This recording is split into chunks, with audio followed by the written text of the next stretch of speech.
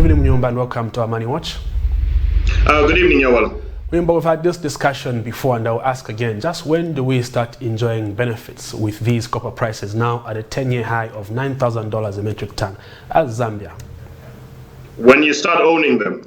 And I think this is the problem. We've gotten used to somebody else extracting copper for us, because most of the copper benefits that are happening in Zambia are going to Kansanshi and they're going to First Quantum, which are mostly foreign-owned companies.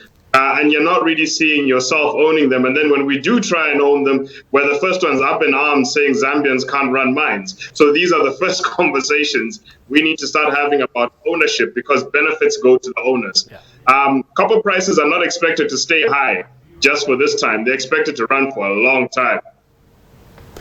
Right now, anything to say about the Zambian kwacha slowly getting to the 22s in not so long to go?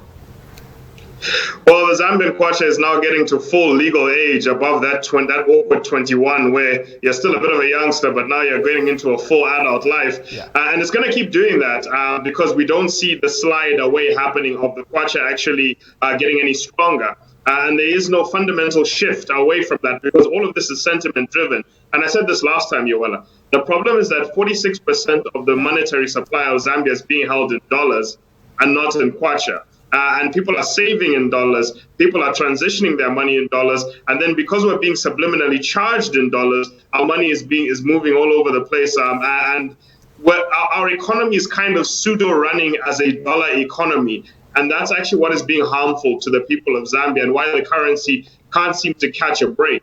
And finally, well, I always say this, no matter how good our exports are, the question is, I think we need to start asking this question. On our exports, should we be counting things that aren't exported by Zambians and counting things that are exported by foreign-owned companies? Because that's not export, Yawala, that's extraction. So we need to separate export and extraction based on where is the end destination of the money that is coming into Zambia. And firstly, is it even coming into Zambia at all? And that's why I keep saying, no matter how the copper prices are doing, no matter how much output is going up, and the fact that we're probably even going to hit 1 million tons of copper this year, the kwacha is still going to keep doing the electric slide downward, because we're not doing ourselves any favor by not owning the mines and operating the mines. And just one final comment, I think, Yawala, just also to add about the copper ownership structure. I'm not a fan of government owning the mines either. And ZCCM, unfortunately, is a government-controlled entity. It is 94% government-controlled, 70%. I think 77% by Ministry of Finance and also IDC, and then only about 16% by NAPSA. But let's be honest, NAPSA is government controlled. So therefore, 94% of the shareholding of ZCCM is controlled by government. Therefore, the decision making is going to be political rather than business. They need to start selling that down to the private individuals of Zambia and restricting those shares specifically to Zambians over a period of 10 to 20 years to make sure that it's no longer driven, it's driven as a business entity and no longer driven as a political entity in any way. So therefore, we benefit from the copper trade, and therefore the money sits and stays in Zambia and doesn't hurt itself, and we don't get harmed by foreigners basically extracting copper and giving us the illusion that we're doing well. Yeah, you did mention that Zambia is in a semi-dollarized situation with some prices being in dollars. But last week, I don't know if you heard, the Minister of Commerce, Trade and Industry said they are amending the BOS Act to restrict usage of charging in dollars for certain goods and services. What's your comment on that? It'll do nothing. It's nothing but political posturing. It does nothing. And because a lot of these people have gotten around this, they don't physically charge you in dollars. The sticker is not in dollars. What they do is they charge you in kwacha, but underneath it all it's dollar. And I gave you the example. In 2010, sugar was $2. It was 11 kwacha. What was the exchange rate? 5.5. Today, sugar is 43. It's still $2, but the exchange rate is 21 or 22. So you are paying for dollars. They're just making you pay in kwacha on the face. In the back, they go and convert it to dollars. So that act, that BOS Act, is just political posturing that will do nothing, because it doesn't address the fact that we have foreigners dominating our industries.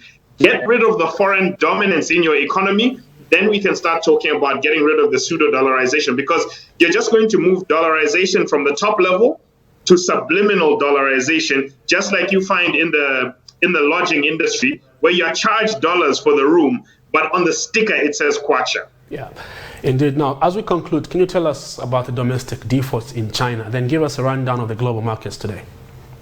I think this is something to be really worried about, petrified, if I should say so. China is a $16 trillion debt market. Yes, I said that correctly, Yoella. $16 trillion of debt, domestic debt on the bond market in China. And they have been defaulting like no man's business. They're currently on about $30 billion of debt payments, which they are behind. If you think Zambia's bad with $100 million, China is currently $30 billion off debt payments right now. And they've gotten used to the debt defaults right now. They've gotten used to the fact that everyone keeps defaulting on debt. So Zambia, we're in a situation where we're relying on somebody who's got worse, and I say this, Nkongole, than us, for our debt problems, for our debt restructuring.